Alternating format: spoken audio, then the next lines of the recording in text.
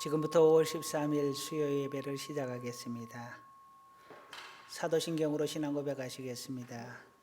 나는 전능하신 아버지 하나님, 천지의 창조주를 믿습니다.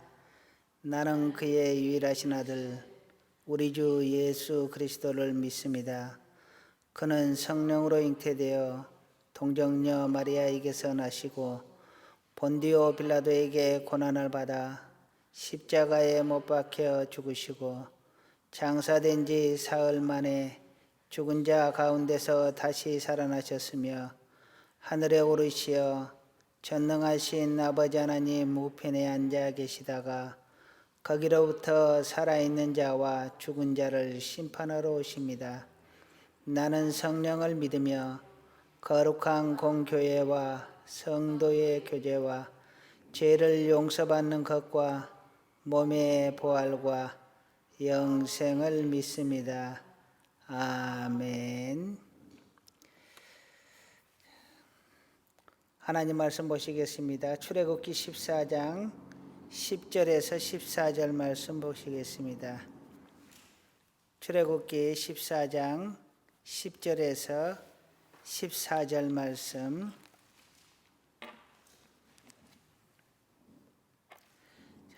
한 목소리로 같이 읽겠습니다. 바로가 가까이 올 때에 이스라엘 자손이 눈을 들어 본즉 애굽 사람들이 자기들 뒤에 이른지라. 이스라엘 자손이 심히 두려워하여 여호와께 부르짖고 그들이 또 모세에게 이르되 애굽에 매장지가 없어서 당신이 우리를 이끌어내어 이 광야에서 죽게 하느냐. 어찌하여 당신이 우리를 애굽에서 이끌어내어 우리에게 이같이 하였느냐. 우리가 애굽에서 당신에게 이른 말이 이것이 아니냐. 이르기를 우리를 내버려 두라. 우리가 애굽 사람을 섬길 것이라 하지 아니하더냐. 애굽 사람을 섬기는 것이 광야에서 죽는 것보다 낫겠노라. 모세가 백성에게 이르되 너희는 두려워하지 말고 가만히 서서 여호와께서 오늘 너희를 위하여 행하시는 구원을 보라.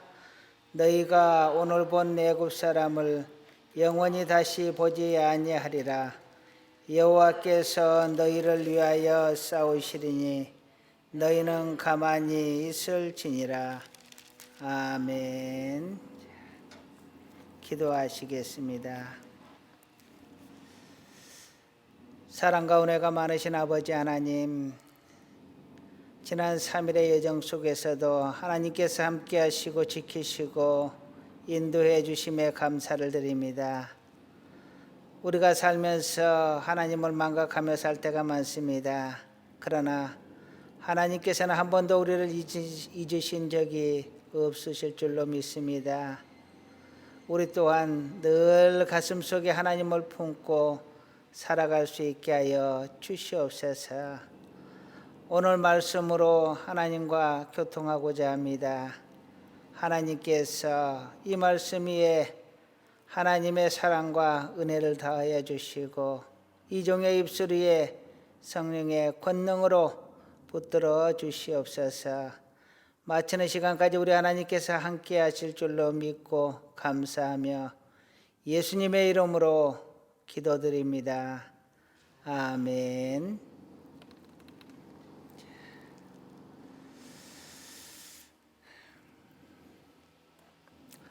우리는 무엇이든지 무언가 잘못되면 남의 탓을 하려고 합니다. 부모 탓을 하고 조상 탓을 하고 이웃 탓을 하고 그리고 하나님을 탓하려고 합니다. 인간이 죄를 지은 것은 하나님께서 주신 자유의지 탓입니다. 우리가 선택할 수 있는 권리를 하나님이 주셨기 때문에 인간은 하나님을 불순종하는 것을 선택을 하여서 죄가 이 땅에 들어오게 된 것입니다. 하나님께서 만일 인간에게 자유의지를 주지 아니하였다 하면 인간은 죄를 짓지 않았을 것입니다. 그런데 이 자유의지는 하나님께서 인간에게 주신 큰 선물입니다. 이 선물을 사람이 잘못 사용하고서 그것을 하나님의 탓이라고 하면 안 된다라는 것이죠. 이렇게 남의 탓을 하는 것은 습관입니다. 어려서부터 학습된 것입니다. 물론 무의식적으로 또는 자기가 의식하지 않고서도 다른 사람에게 탓을 돌리려는 인간의 본성이 있기는 합니다. 그러나 내가 그렇게 다른 사람을 탓하고 싶을 때 그것을 억누릴 수 있는 능력도 우리에게 있다는 것을 생각하면 내가 습관적으로 다른 사람을 탓하는 것, 그것은 내가 한 것이지 그 어떤 작용도 아닌 겁니다. 즉 나의 탓인 것이죠. 나의 잘못이요. 즉시 바꿔야 될 못된 습관인 것입니다. 그리고 이렇게 살면서 남의 탓을 하는 것은 인생을 좀먹는 몇 가지 중요한 버릇 중에 하나이기도 합니다. 반드시 고쳐져야 합니다. 반드시 고치려고 노력해야 합니다.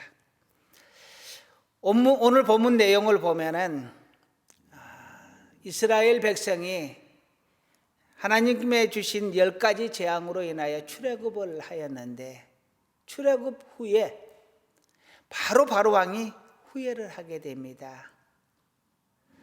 이스라엘 백성 보낸 것을 후회하고 모든 군대를 모아서 이스라엘 백성들을 쫓아옵니다. 다시 그들을 붙잡아서 데려오겠다라는 것입니다. 그리고 홍해 앞에 이스라엘 백성이 다다랐을 때 그 뒤에 애굽의 군대가 쫓아오고 있었습니다. 이스라엘 백성은 앞으로도 갈 수 없고 뒤로도 갈 수 없는 그러한 상황 속에서 그들은 무엇을 하느냐? 하나님과 모세를 원망을 합니다. 우리가 애굽에서 잘 살았을 텐데 우리를 왜 출애굽을 시켜서 이곳 홍해 앞에서 다 죽게 만드느냐 이겁니다. 그러자 하나님께서 그들에게 말합니다. 너희는 가만히 서서 구경만 해라. 이 싸움은 하나님께서 너희를 위하여 싸울 것이다 라고 말합니다. 그리고 그 이후에 이스라엘 백성들은 홍해를 가르고 홍해를 육지처럼 걸어서 지나가게 되고 애굽의 군대가 이스라엘 백성들을 쫓아서 홍해 안으로 들어왔을 때 다시 물이 덮쳐서 애굽의 군대가 모두 죽게 되는 그러한 사건이 생깁니다. 이것이 홍해의 사건입니다. 오늘 본문에서는 이 홍해 앞에서 이스라엘 백성이 하나님을 원망하고 모세를 원망하고 그럼에도 불구하고 하나님께서 그들을 위해 싸우시겠다라고 말씀하시는 장면입니다. 자, 오늘 홍해 사건을 통해서 과연 우리에게 어떤 교훈을 주시는가 함께 상고해 보려고 합니다. 첫 번째, 이스라엘 백성은 문제만 있으면 하나님을 원망하는 습관이 있습니다. 출애굽을 하기 전에도 모세와 아론이 애굽왕 바로에게 가서 하나님의 백성들, 이스라엘 백성들을 광야로 보내달라, 내어보내달라. 그러면 우리가 광야에 가서 하나님 여호와를 예배하겠다, 예배 드리겠다라고 하니까 너희가 할 일이 없으니까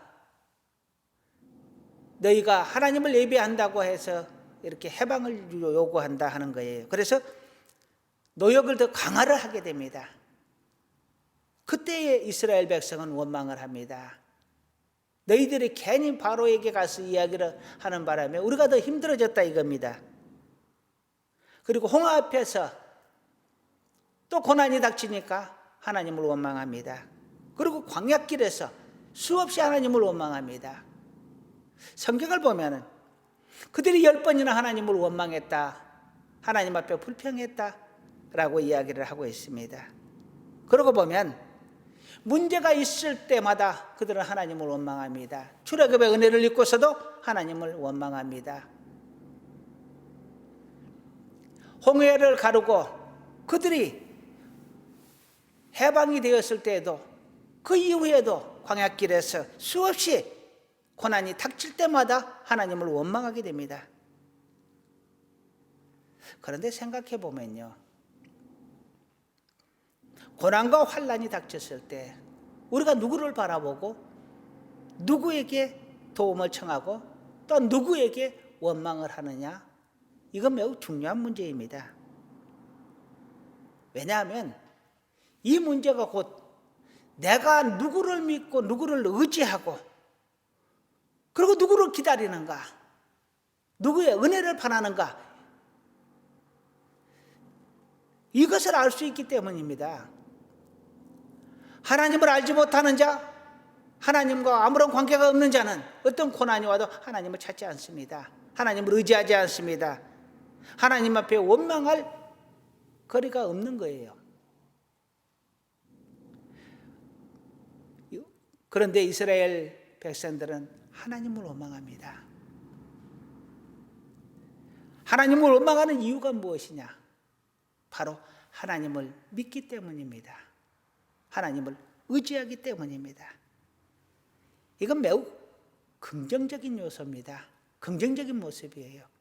그들은 하나님을 알기에 하나님을 믿고 하나님을 의지하고 하나님의 도움을 청하는 겁니다. 하나님의 능력이 있다 생각하기 때문에 하나님께 부르짖는 거예요.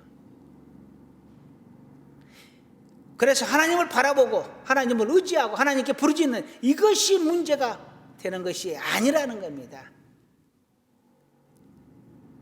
다만 하나님을 믿고 하나님을 의지하고 하나님께 도움을 청하지만 믿음이 부족한 것이 문제입니다. 하나님의 능력이 있음을 압니다. 하나님께서 우리를 도와주실 것을 압니다. 알고는 있는데 하나님께서 우리를 도와주시기까지 기다리지를 못하는 것입니다. 끝까지 믿음을 갖고 붙들고 기다리지를 못하는 겁니다. 그래서 딱 절정의 순간에 그들은 그 믿음의 끈을 놓아버리고 도망을 가게 되는 것입니다. 기다리지 못하는 것이, 끝까지 기다리지 못하는 것이 문제라는 것입니다. 또한 문제는 이런 고난, 환난에 대한 두려움, 그리고 고통이 왔을 때 그 원망을, 그 간절한 마음을 믿음과 기도로 바꾸지 못했다라는 것입니다. 그것을 원망 그대로 쏟아내버리고 하나님 앞에 적극적으로 구하고 기도하지 못했다라는 것이 문제인 겁니다. 주님은 말합니다. 구하라, 찾으라, 두드려라. 그래야만 하나님께서 가장 좋은 것으로 주실 것이다. 두려움이 닥쳤을 때, 환난이 닥쳤을 때, 내 속에 원망이 일어났을 때 그것을 기도로 승화하고 그것을 믿음으로 극복해내는 것이 우리에게 필요하다라는 것입니다.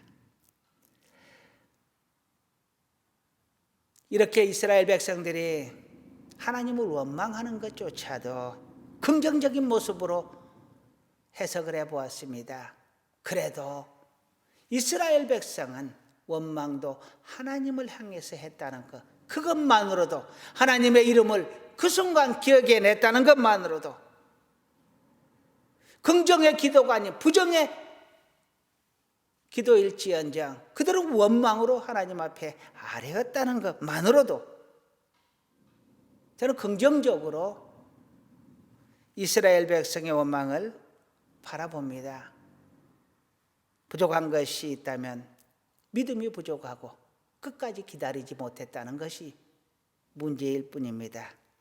우리는 이러한 원망이, 고난이, 환난이 우리에게 닥쳐왔을 때 정말 끝까지 하나님을 믿고 하나님의 이름을 붙들고 기도하고 이겨낼 수 있기를 주님의 이름으로 축원합니다.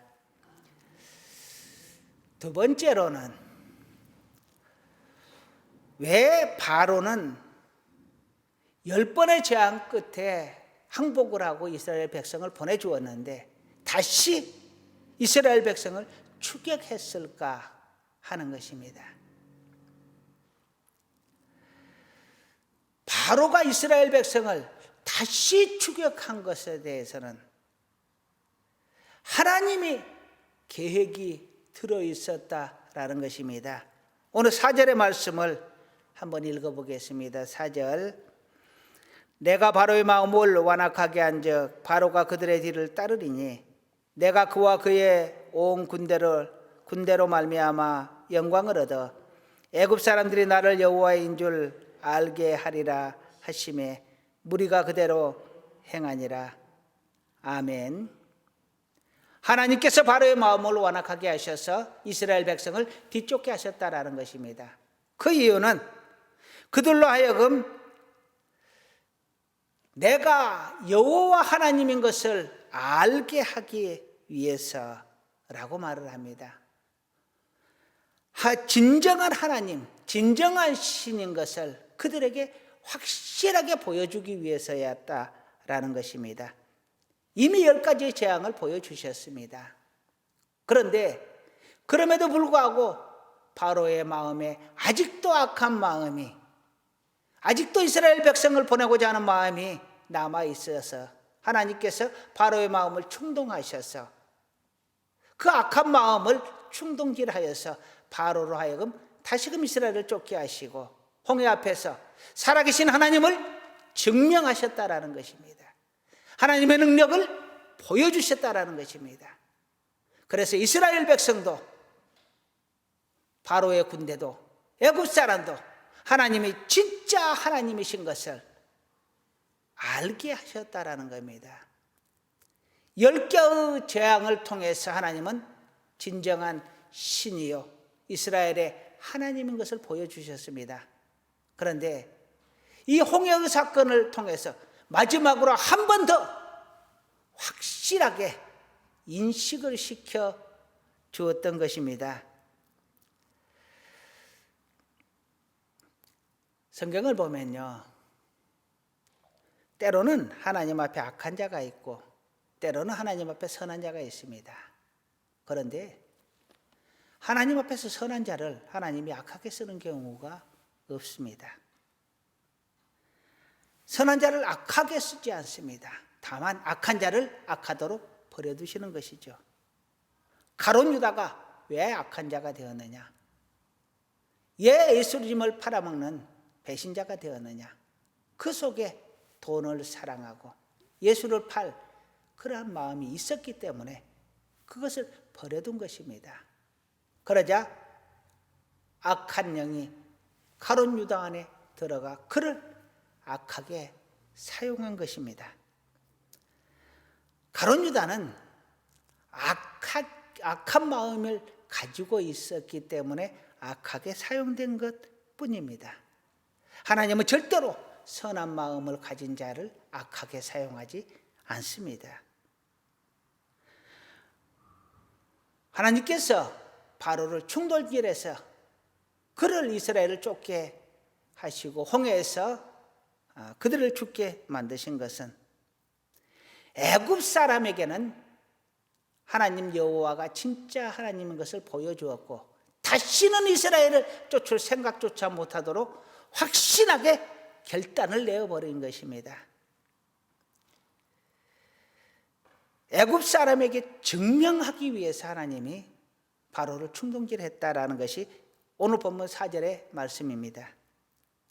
그러나 이스라엘 백성 입장에서 보면 지금까지 보여주셨던 10가지 재앙, 거기에다가 이 홍해의 사건을 통해서 하나님의 전능함과 하나님께서 당신의 백성을 완전하게 구해내시는 분이신 것을 보여주셨습니다. 그리고 그것을 믿게 하셨습니다.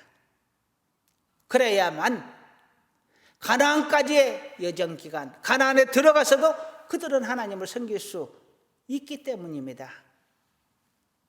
미리 예비하셔서 그 여정을, 가나안 안에서의 삶을 예비하셔서 이렇게 10가지 재앙과 홍해 사건을 통해서 하나님이 하나님을 믿게 하셨던 것입니다.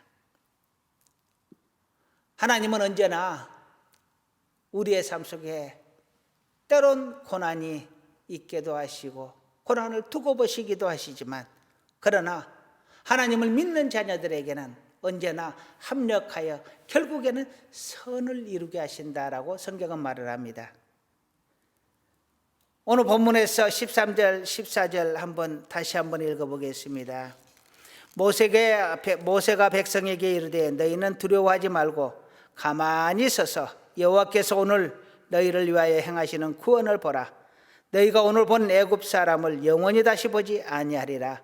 여호와께서 너희를 위하여 싸우시리니 너희는 가만히 있을지니라. 할렐루야. 가만히 서서 봐라. 내가 너희를 구원하는 것을 너희가 보아라.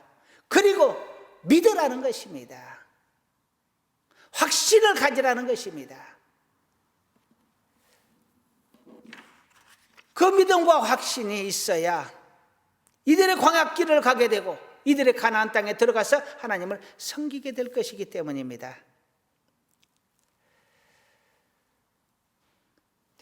세 번째로, 오늘 홍해 사건을 통해서 하나님이 주시는 교훈입니다. 하나님을 믿으려면 끝까지 믿으라는 것입니다. 하나님을 믿으려면 끝까지 믿어라. 잠언 17장 17절에는 이렇게 말합니다. 친구는 사랑이 끊어지지 않고 형제는 위급한 때를 위하여 낳느니라. 다시 생각해 보면 친구는 어떠한 경우에도 사랑의 끈이 끊어지지 않는다. 형제는 어떠한 위급한 때가 오더라도 이렇게 사랑의 마음이 끊어지지 않는다 라는 것입니다. 친구의 사랑의 연결고리, 형제의 사랑의 연결고리는 끊어지면 안 된다는 것입니다. 사랑은 변하면 안 된다는 것입니다. 사랑이 왜 변하느냐? 변하면 안 된다는 것이죠. 변하면 진정한 친구가 아니고 변하면 진정한 형제가 아니라는 것입니다. 그렇다면 사랑관의 사랑도 그러할진데 하나님을 사랑하는 것은 끝까지 사랑해야 하는 것입니다. 끝까지 하나님을 믿어야 하는 것입니다. 끝까지 하나님을 붙들고 의지해야 하는 것입니다. 끝까지 하나님의 도움을 기다리는 것입니다. 변하지 않는 사랑, 그것이 하나님을 사랑하는 것입니다. 우리는 지금 믿음의 경주를 하고 있습니다. 이 믿음의 경주의 룰은 이겁니다. 끝까지 믿어라. 끝까지 기다려라. 끝까지 달려라. 끝까지 인내해라. 그러면 생명의 멸류관을 너희에게 주리라. 계시록의 말씀인데요. 끝까지 견디는 자가 이기는 자입니다. 끝까지 경주하는 자가 이기는 자입니다. 끝까지 기다리는 자가 이기는 자입니다. 끝까지 인내하는 자가 이기는 것입니다. 예수님께서 바다 위를 걷는 사건이 나오는데요. 그때 베드로가 예수님을 보고 주여 나에게도 바다 위를 걸어서 내게로 오라고 말씀해 주세요 하니까 예수님께서 베드로에게 오라고 합니다. 그러자 베드로가 내려서 바다 위를 걸어서 예수님 앞에 갑니다. 예수님을 바라보고 얼떨결에 갈 때는 물에 빠지지 않았는데 갑자기 풍랑을 바라보게 되고 바다를 바라보게 되고 자기가 물 위를 걷고 있네. 그 생각을 하는 순간 갑자기 베드로가 물속으로 뻥 빠져 들어갔습니다. 그러자 예수님께서 베드로를 손을 붙들어서 올려주면서 왜 의심했느냐? 믿음이 적은 자야 라고 말을 합니다. 우리의 믿음이 실패하는 것은 의심하기 때문입니다. 우리가 결국 승리하지 못하는 것은 믿음이 적기 때문입니다. 왜 기다리지 못합니까? 왜 인내하지 못합니까? 왜 의지하지 못합니까? 믿음이 적기 때문입니다. 그것은 여러분도 마찬가지고 저도 마찬가지입니다. 우리의 믿음이 완전했다면 주님의 말씀처럼 이 산을 들려 바다로 던져져라 해도 그대로 이루어진다라고 했습니다. 그런데 우리의 믿음이 부족하기 때문입니다. 그래서 우리는 어떻게든 끝까지 우리 주님을 믿으려고 애써야 할 줄로 믿습니다. 그렇다면 의심하여 바다로 빠져들어가는 베드로를 건져주시듯이 하나님께서 우리 손을 붙들어 주실 줄로 믿습니다. 우리의 믿음이 완전해서가 아니라 우리의 믿음이 너무 적어서, 우리의 믿음이 불완전하여서, 우리가 하나님을 의심하여서, 그럴지라도 하나님께서 우리를 붙들어 주시면 베드로가 빠져가는 물속에서 다시 건짐을 받듯이 우리는 적은 믿음으로 하나님 곁에 붙어 있을 줄로 믿습니다. 끝까지 하나님을 믿어볼 수 있기를, 의지할 수 있기를, 우리 하나님을 기다릴 수 있기를 주님의 이름으로 축원합니다. 이제 말씀을 마무리하려고 합니다. 이스라엘 백성은 홍해 앞에서 하나님을 원망하고 모세를 원망합니다. 그럴지라도 하나님은 이스라엘 백성을 홍해 앞에서 구원해 주셨습니다. 너희는 가만히 있어서 내가 너희를 위하여 싸우는 것을 보아라. 그리고 나를 믿으라 이겁니다. 너희가 다시는 너희가 본 애굽의 군대를 보지 아니하리라 말씀하십니다. 비록 아무리 큰 고난이, 환난이 우리 앞에 막아설지라도, 홍해처럼 전혀 가망성이 없는 그러한 환난이 올지라도 우리 하나님을 의지하는 자에게 하나님은 반드시 능력의 손길, 은혜의 손길을 베풀어 주시고 구원해 주실 줄로 믿습니다.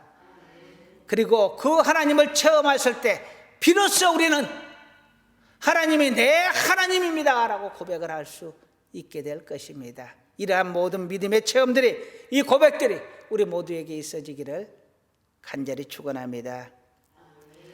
그리고 환난과 고난이 닥쳤을 때에 다른 그 어떤 것을 의지하고 믿고 도움을 청하기보다 우리 하나님 앞에 먼저 나와서 하나님을 믿고 의지하고 도움을 청하고 하나님의 손길을 기다릴 수 있는 우리의 믿음이 되기를 간절히 소원합니다. 그러면 합력하여 선을 이루는 하나님의 선한 역사가 우리 가운데 반드시 일어날 것입니다. 하나님이 나를 사랑하는 것을, 하나님이 내 편이신 것을 하나님이 반드시 보여주시고 도와주실 것을 믿습니다. 그리고 세 번째로, 우리는 문제 앞에서 과연 믿음을 버리지 않겠는가, 과연 끝까지 기도하겠는가 하는 것입니다. 끝까지 믿고, 끝까지 참고, 끝까지 기도하여 하나님을 기다리는 자에게 하나님은 반드시 찾아와 주실 것입니다. 살아계신 하나님의 능력을, 나를 사랑하시는 하나님의 그 사랑을, 나를 도우시는 하나님의 그 은혜를 우리는 체험하여야 합니다. 그리고 확신하여야 합니다.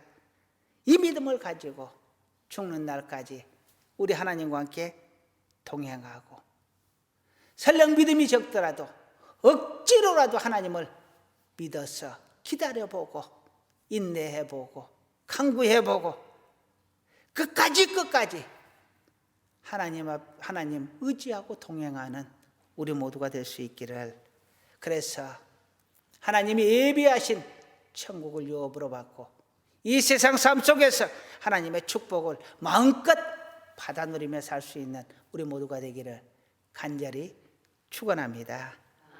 기도하시겠습니다. 아버지 하나님, 우리는 하나님을 믿지 못하고 하나님을 의심하며 원망할 때에도 하나님은 여전히 이스라엘을 사랑하신 것처럼 우리를 사랑해 주셨고 우리를 붙들어 주셨고 여기까지 인도해 주셨습니다. 우리 하나님과 동행하는 기쁨을 알게 하여 주시고 전능하신 우리 하나님을 마음껏 믿고 의지하고 우리 하나님 앞에 엎드려 기도할 수 있는 저희들 되게 하여 주시옵소서. 예수님의 이름으로 기도드립니다. 아멘. 찬송가 543장 찬양하시겠습니다.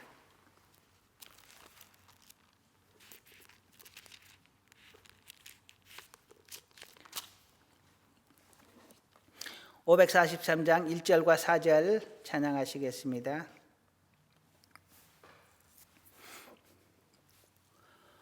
어려운 일 당할 때 나의 믿음 적으나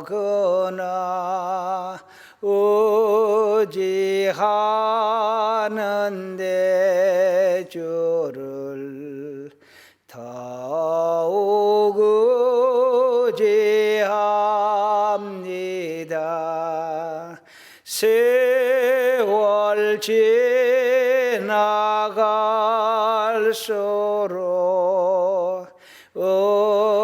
의지할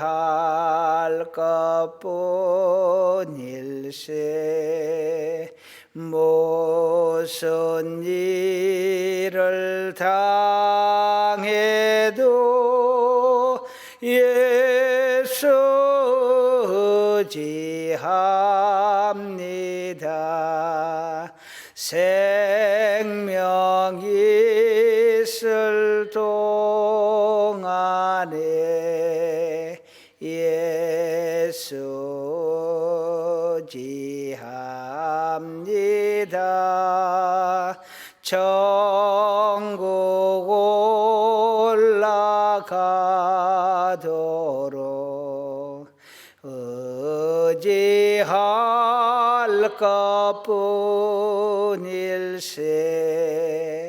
세월 지나갈수록 의지할 것뿐일세. 무슨 일을 당해도 예수 의지합니다. 아멘. 교회 소식 전합니다.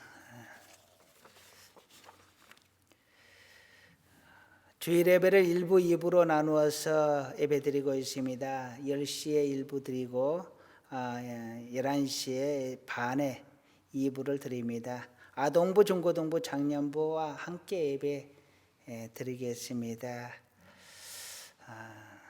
다른 사항들은 주보를 참조해 주시고요. 축복기도함으로 수요일 예배 순서를 모두 마치겠습니다. 기도하시겠습니다. 이제는 우리 주 예수 그리스도의 무한하신 은혜와 우리 하나님의 지극하신 사랑하심과 성령님의 도우시고 인도하시며 축복하시는 놀라운 은혜가 언제나 우리 하나님을 찾고 믿고 기다리며 끝까지 우리 하나님과 동행하기를 간절히 원하는 사랑하는 하나님의 귀한 자녀들 위해 우리 하늘교회 위에 이제로부터 영원토록 함께 있을지어다. 아멘.